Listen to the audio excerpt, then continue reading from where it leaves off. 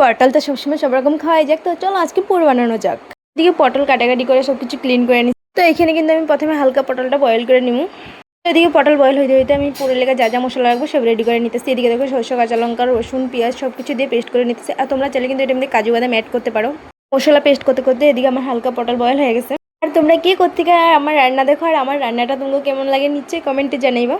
তো এখানে গরম তেলের মধ্যে প্রথমে পেঁয়াজ কুচি অ্যাড করে দিচ্ছি। আর পেঁয়াজ কুচিটা কিন্তু আমি হালকা ফ্রাই করে নিব। তারপরে আমি যে মশলাটা পেস্ট করে রাখছি ওইটা অ্যাড করে দেবো। কিন্তু তোমরা চাইলে কিন্তু সব পেঁয়াজ পেস্ট করেও দিতে পারো।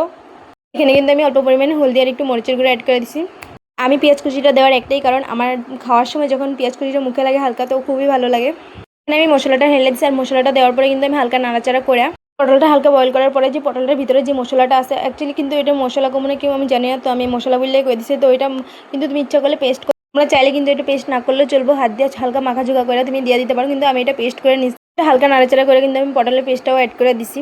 পটলটা কিন্তু 2 ভাগ করা কাইটটাও পুর বানিয়ে যায়, কিন্তু এটা আমি গোটা পুর বানাইছি। আর এই মশলাটার মধ্যে কিন্তু আমি হালকা জল অল্প লবণ দিয়ে ভালো করে কিন্তু নাড়াচাড়া করতেই থাকতে লাগবো, নাইলে যে নিচে লেগে যায়। রান্নাটা করতে কিন্তু একটু সময় লাগে, কিন্তু খুবই টেস্টি হয়। হয়তো সময়ের লেগে বহুতে রান্না করতে চায় না, কিন্তু একবার ট্রাই করে দেখতে পারো, খুব টেস্টি লাগে। আর এদিকে কিন্তু কথা কইতে কইতে দেখো আমার এদিকে মশলা কষানোও কমপ্লিট হয়ে গেছে। আর একে একে করে আমি সবগুলো পুরের মধ্যে মশলা এরকম ঢুকাই নিচ্ছি। আর আমি কিন্তু একটা ব্যাটার রেডি করুম।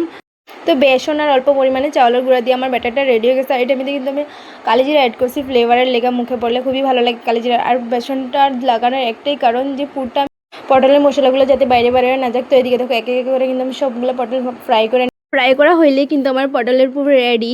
আমার এই পটলের রেসিপিটা কেমন হয়েছে তোমরা নিশ্চয়ই জানাইবার। এখানে কিন্তু আমার পটলের পুর রেডি। আর ভিডিওটা লাস্ট অবধি দেখার লেগে অসংখ্য ধন্যবাদ।